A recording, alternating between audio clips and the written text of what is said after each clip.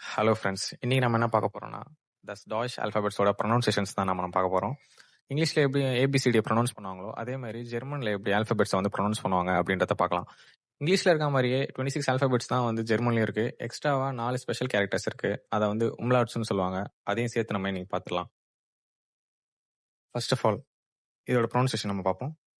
இதை வந்து ஆன்னு சொல்லுவாங்க. ஆ, பே, சே, டே, ஏ, எஃப், கே, ஹ, இ, யாத், கா, எல், எம், என், ஓ, பே, கு, எல், எஸ், டே, உ, ஃபா, வே, இக்ஸ், இப்சிலான், ஜெட்.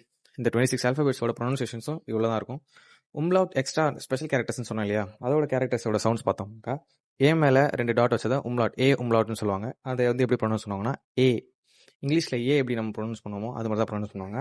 ஓ மேலே உம்லாட் வச்சதை யூ, இயூ, இட், அதை வந்து யூ யூ யூ அப்படின்னு அந்த மாதிரி ப்ரொனவுன்ஸ் பண்ணுவாங்க. யூ மேலே உம்லாட் வச்சதை எப்படி சொல்லுவாங்கன்னு பார்த்தாக்கா யூ அப்படின்னாங்க.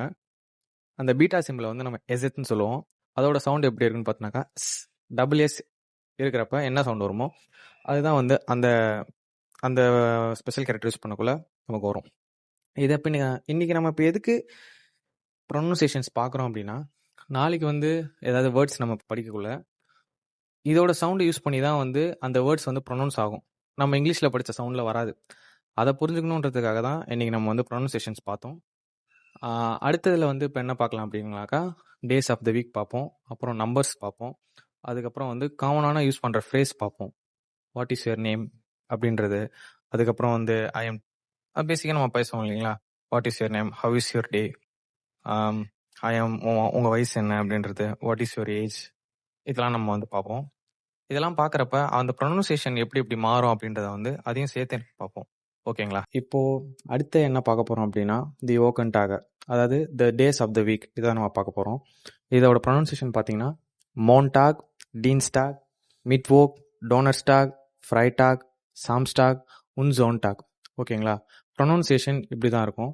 நீங்கள் ப்ரொனன்சியேஷன் முன்னாடி பார்த்த அந்த ஆல்ஃபாபெட்ஸை கோரிலேட் பண்ணி பார்க்குறப்ப இங்கிலீஷில் வர சவுண்ட்ஸும் ஜெர்மனில் வர சவுண்ட்ஸும் ஸ்லைட்டாக டிஃபர் ஆகும். அந்த ப்ரொனன்சியேஷன் தான் முக்கியமானது. இப்போது டேஸ் பார்த்துட்டோம், அடுத்து மந்த்ஸ் பார்ப்போம்.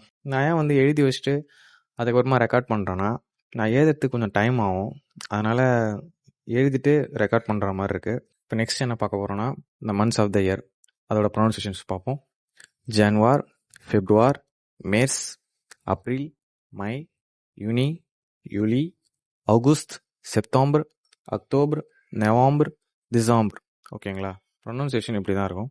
நெக்ஸ்ட் இப்போ அடுத்த என்ன நம்ம பார்ப்போம் அப்படின்னா, 1 2 3 4 பார்ப்போம். ஒரு 20 வரைக்கும் பார்ப்போம். அதுக்கப்புறம் மீதியை வந்து நெக்ஸ்ட் பார்ப்போம்.